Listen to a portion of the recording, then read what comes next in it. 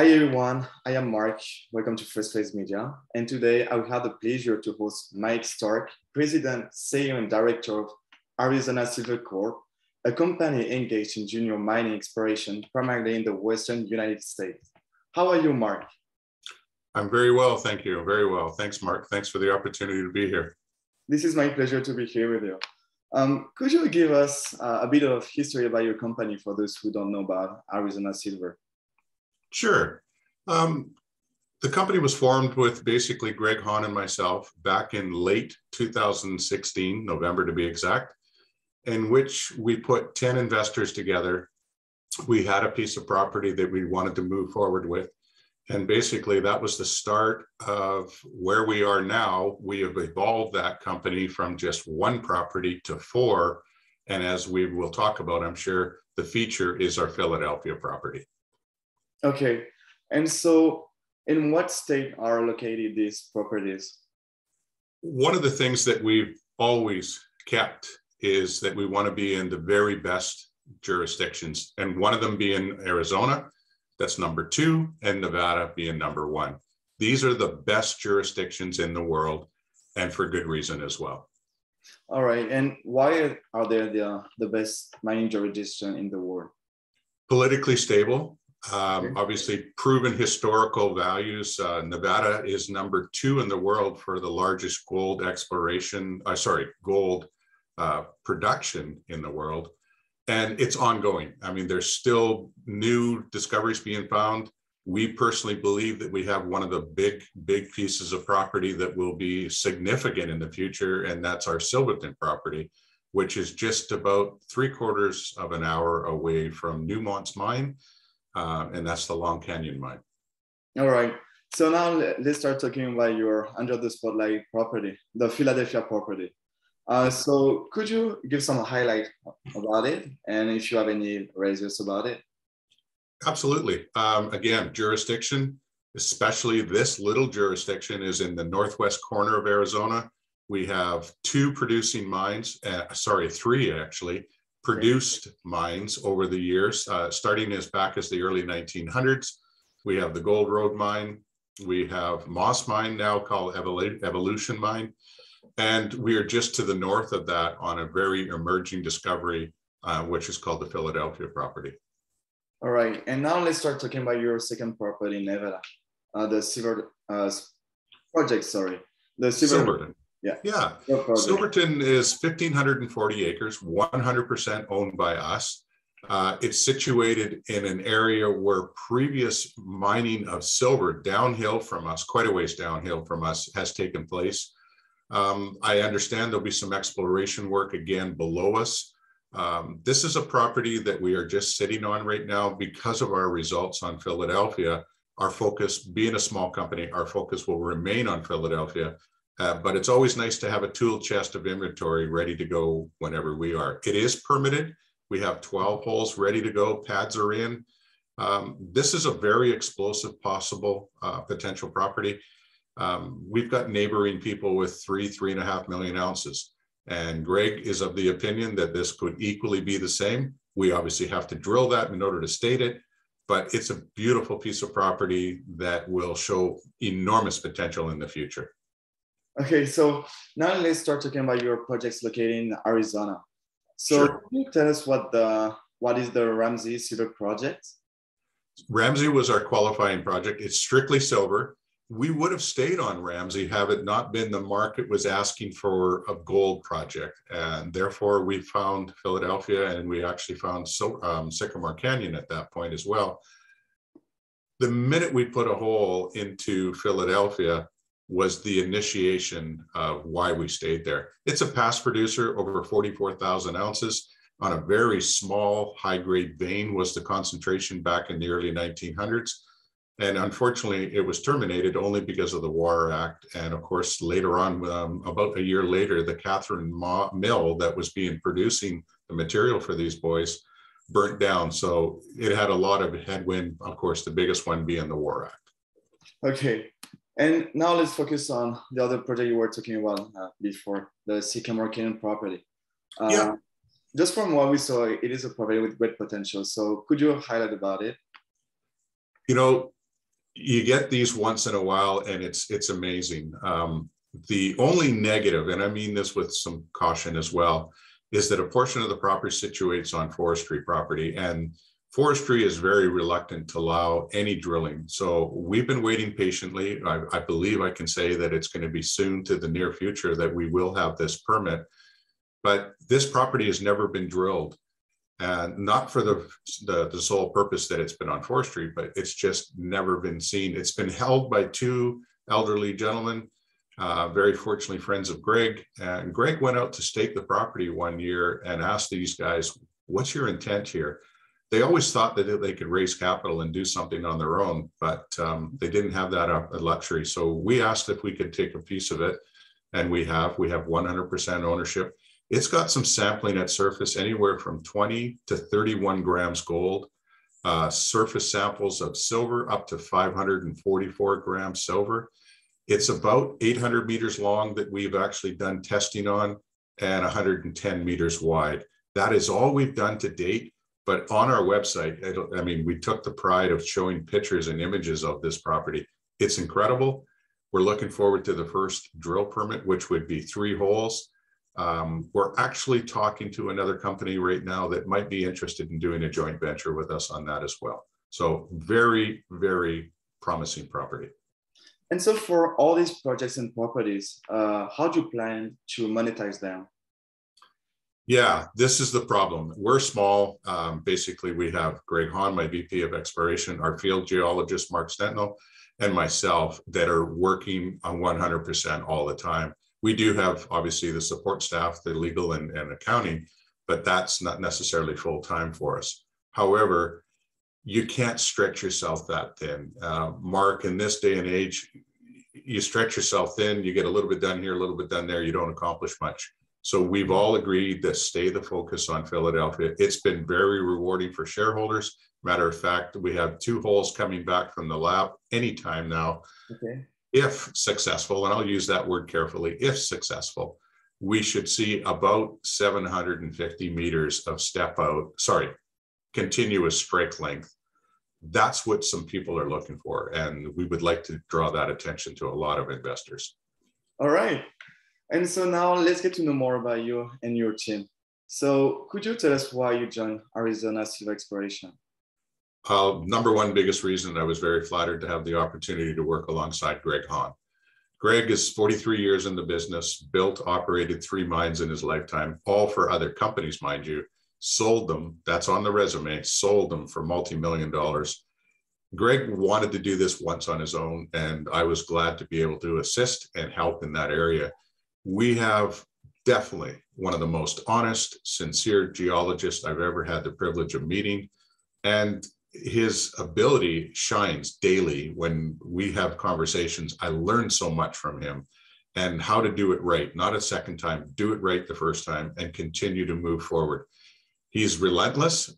He continuously shows efforts when other things are happening in his life. He's been able to stay focused with me, and I'm just delighted to have him as a working partner. Mark Stentnell, incredible geologist as well. Obviously, very much in tune with Greg's thinking. Matter of fact, we've learned from Mark as well. He's got great field experience. So the 3 of us are really well tuned together.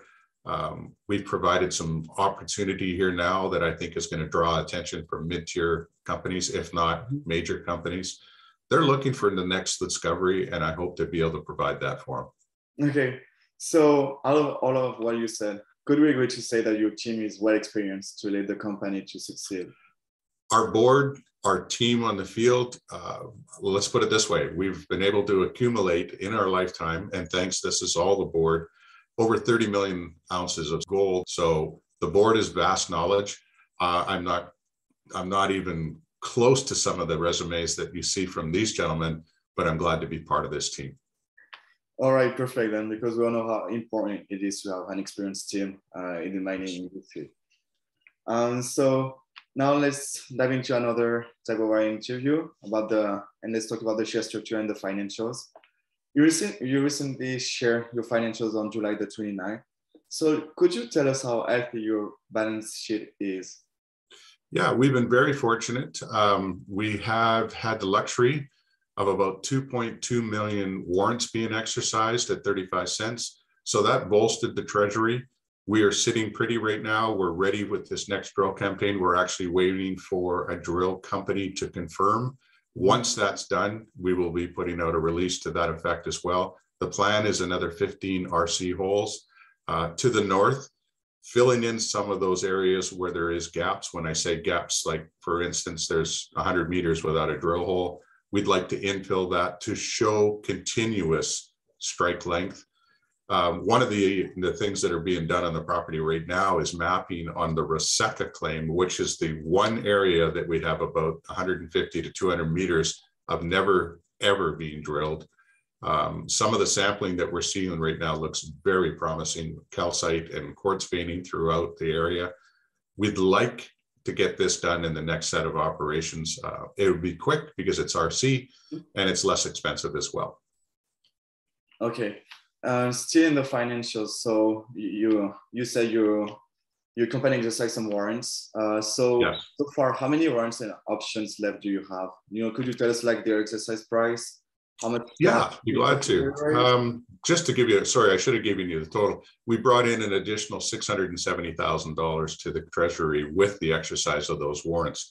Okay. I'm just going to look down on some notes because I do have that. Current situation with warrants are 6.2 million. We've just had 2.2 million warrants exercised just recently at 35 cents. That topping up the treasury again.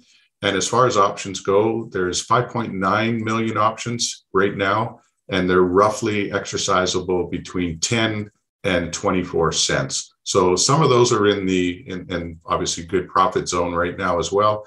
I wouldn't be surprised if some of management exercises those over the coming months ahead. And again, the beauty of that, it puts money in the treasury, more importantly, but the shares aren't for sale. They simply get put away. We've never sold a share, and I'm proud of that. Okay. And so could you tell us more about your share structure? We're extremely, well, I better say this carefully. Okay. I could not be happier with their share structure. We only have 64 million shares out. Okay. In which management, now this is my pride and joy, management since day one has continued to participate in private placements and buying in the market. Our current position with the company is about 28% is owned by management. That's extremely high in today's world, and I'm proud of that. Best part, management has never sold a share, not one. Tell me another company that can talk that way, and I'm proud of that. On and beyond that, we have an institutional investor, which we're really pleased to have alongside. Originally started out at 4%, has increased his position to 9% now, never sold a share. Right. Additionally, when it comes to family and friends, these are close associates, my cousins, relatives from around, and friends and family of the management team, 42% of the company is held. So if you do the math quickly, that means outstanding, there is 78% of our company is under lock and key. 22% is in the retail hands. That number in the coming weeks, I'm actually doing a tabulation with our AGM coming up. I wouldn't be surprised to see management move up 1% or 2% and family and friends move up 1% or 2%, and that retail sector drop down to maybe as low as 18%. Again, family and friends have been buying continuously during these low times, and it's been a pleasure to have them on board. Okay. It's definitely awesome because like 40% is like definitely a big data. And would you say it gives you the company more legitimacy to the overall project? I'm sorry, Mark. I've got to ask. I didn't clearly understand the question. Oh, sorry. What I was saying is, does having family and friends high stake in the company? Yes. Give more legitimacy to the project? Well, first of all, they believe that's the number one reason.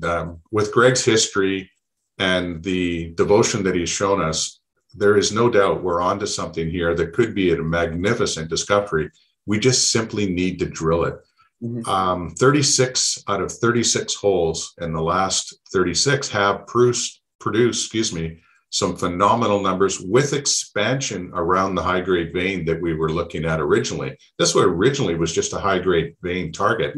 It's now blown up 115 meters of 1.34 grams gold, additional complements in silver, 105 meters at 1.54. This is now catching the eye of, again, larger people saying, man, they got a large open pit discovery here potential.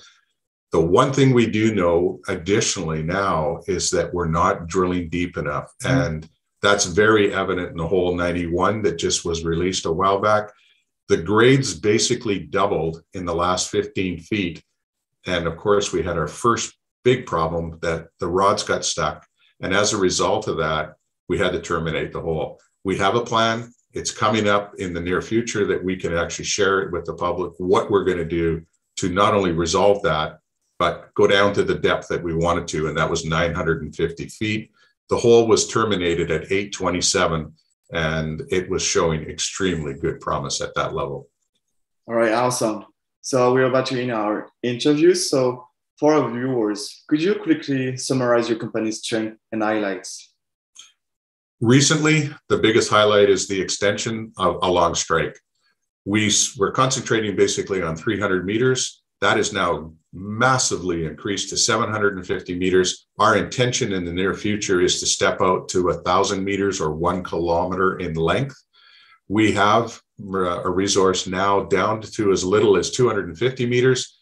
We are being told, we had a visitor that came to the site and his name is Stuart Simmons, probably the biggest and most understanding of epithermal high-grade systems. He simply said to Greg, at the 827-foot level, you're not deep enough. He said, your target should be down to as much as 1,000 to 1,100 feet. This is a man that is probably one of the best reliable sources in the world today. And for him to state that and to see 91 coming into higher grade at those lower levels gives me great confidence that there is a lot more to see here at depth. We're wide open, both north and south. More importantly, let's get down to that sweet spot, which has been evident in the Oatman district before. Our neighboring people, Gold Road is down at 1,100 feet and they're still getting 8-gram material down there. So it's showing evidence that we need to go deeper, and that's our intent as well. All right. And so let's say for a longer outlook, what are your company's midterm and long-term goals? First of all, we've said this many times, we will not develop this property. There's several people out there now looking for additional mill feed in this case, or the opportunity to build the next operation. I believe we have that. We will not build this ourselves. We just simply don't have the team to do so. So we will offer it up for sale. It's too early right now. I think we have a lot more to show and discover, that giving more value to the shareholders. But at some point, I hope we have somebody step alongside and say, hey, we'd like to be part of this. And I could see that happening if we continue to hit the numbers and the grades that we're hitting currently. All right, perfect. It was perfect. Sorry, it was my last question. So thank you everything, Mike, for being part of this interview. It was very interesting to get to know more about your company, to get to know more about you as well. And your company definitely looks very exciting to look at in the future. Thank you, Mark. It's been a pleasure to be with you. Thank you very much.